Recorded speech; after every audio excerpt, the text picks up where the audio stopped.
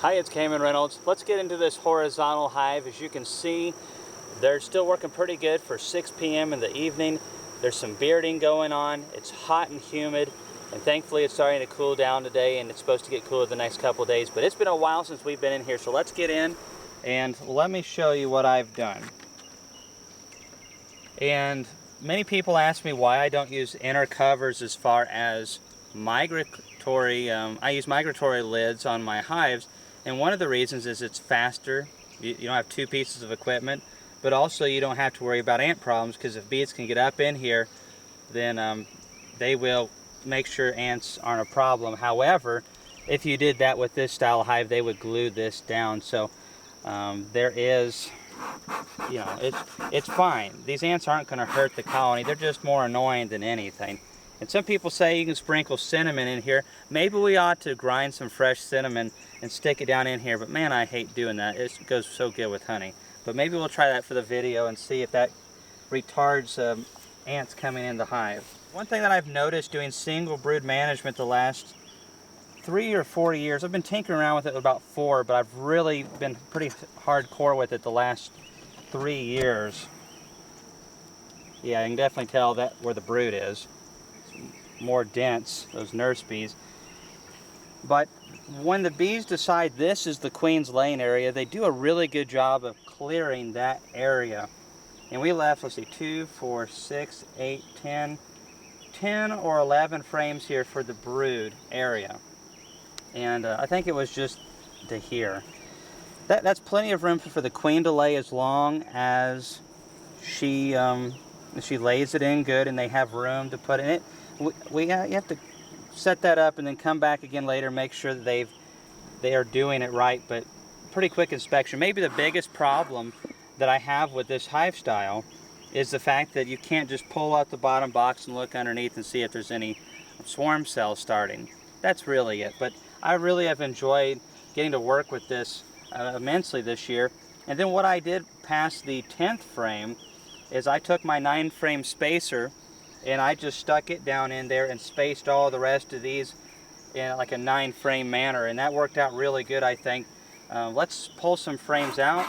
I also did, when I moved them over here, I had some drawn comb. This was a completely empty drawn comb, and I took out a frame of resources that was mostly bee bread and honey, and I pulled it out and put that right in the center, and the queen was able to lay into that if she wanted to. Alright, so give them this old smoke right there, and it looks like they're doing a great job. Look at all this new wax down in here. You can see all this white wax on the corners. I'm more curious to see if they have come all the way out to the edge. It really looks like it out here. The last time I was in here, they, not in the video, but the time between then and now, they had started putting nectar into about to here, and there wasn't a whole lot of activity. But we have had wonderful weather for the honey. Oh wow, that's starting to get capped.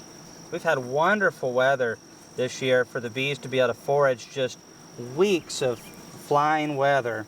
This is heavy, goodness. Oh wow. We probably could start pulling some honey from this one. This right here, looking at it, I would say it's ready to take as far as that side. Now this side, it's not capped yet. They're starting to cap it. It's probably good, but I have a refractometer. I can check that. That is really nice. Let's set this outside.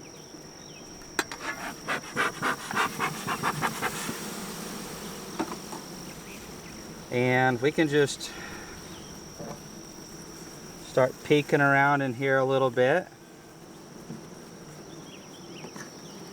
Just you know, more honey right there. They still have some more room to go, but honestly, we may consider pulling these out, especially if we had a lot of flow left. It would totally be necessary. We don't have a lot of flow left. We do have some, probably enough to hopefully finish them filling out all of these frames. We'll have to be careful. If we get some rain tomorrow, which they're calling for, I think it'll re-kick it into gear, get a little bit of that sweet clover, and maybe a little bit more Dutch clover and a few other things. And ow, that one got me good. Ooh, that one got me good. I just got stung right there the other day. This thumb gets it. This thumb always gets it. Having a moment of silence for my thumb. I just need some of Dustin's moonshine. He says that'll cure anything. I don't know about that. And this is something that we commonly see with our horizontal hives, our regular hives, is that the bees put the most capped and ready honey at the very top, and then they work their way down towards the brood nest. And I think that makes sense, as they're wanting to keep that brood nest clear of all that excess nectar, and so they're putting it away from that queen as she's needing that room to lay. So that probably means that, you know, this works similar, even though it's going long.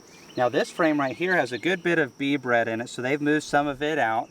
Now what they'll do is, if they get to capping this, they will just cap a layer of honey over that bee bread, and that's fine to extract. That's actually great. You'll get some of that into your honey as long as you don't filter it, and so you'll get a little bit of that nutritional quality right there.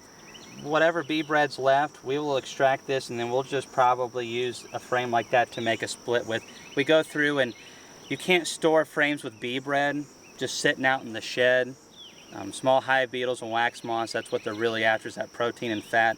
So the combs that are completely dry and have nothing in them, just wax, we'll set them out, maybe 8 frames to a box, make sure mice can't get into them, just give them a little bit of light and air, and they store really good. But frames like this, you're going to lose them in my area for sure. So when we make our splits, this would be a frame that we will use. We'll extract it as long as they put more honey in it. Let's get into the brood a little bit. I'll pull this down. So like I said, this black plastic acorn frame, I believe yes, it is acorn. I threw that in there when we made sure all the brood was over here, took a couple honey frames, stuck them over here, that signifies to the queen this is the end of the brood nest, and so I really felt like that would keep her from moving over into here, and it looks like she hasn't made it to here so far. So let's see where she has made it to. I'm hoping she hasn't gone past these honey frames. I believe those were the 2 edge frames. And again, I'm not super familiar with horizontal hive management, so there may be better ways to do this.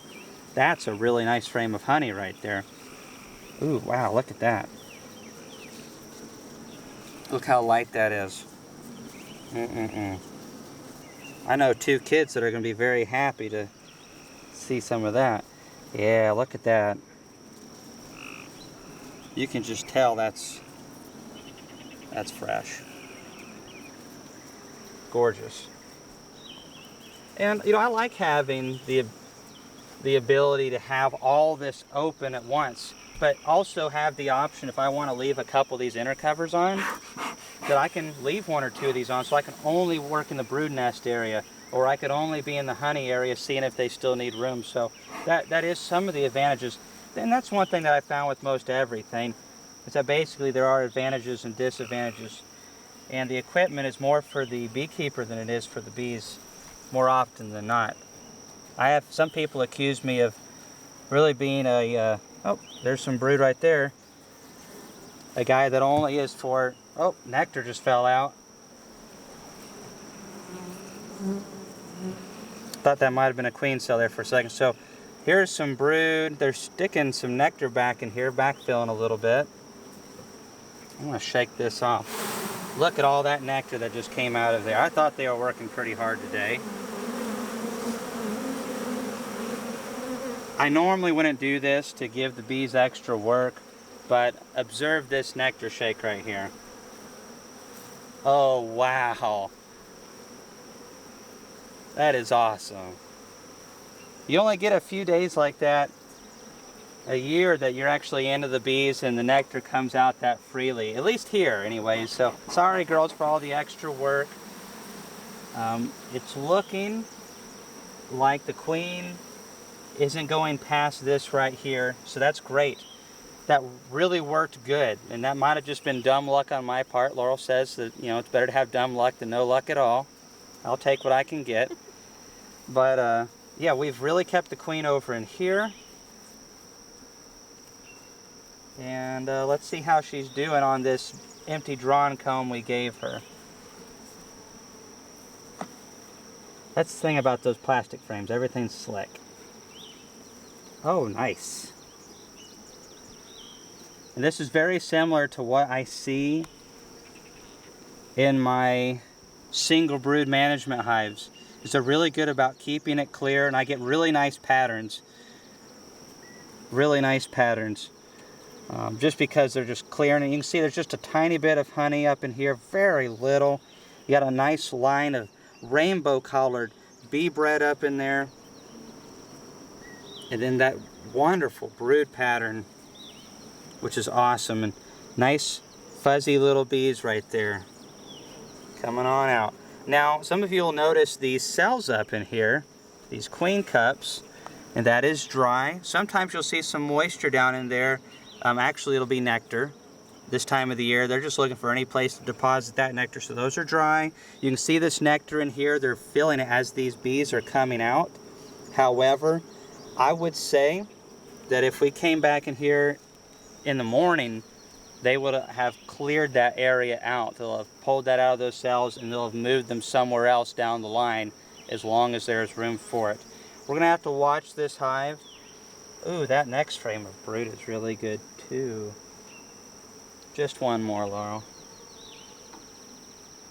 But, you know, you don't have to disturb your colonies this much, but probably the trickiest thing that I found so far is with swarm management is I like keeping it to a very limited amount of frames, because what happens if you've let that queen run all the way down to here?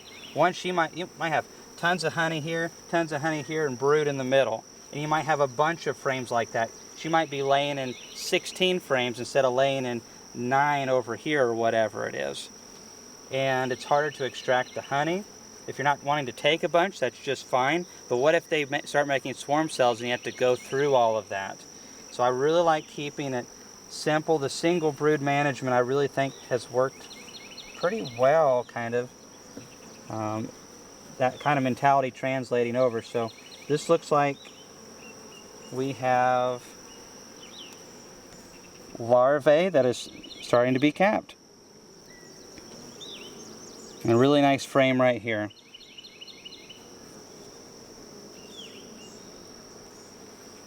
Oh wow, yeah.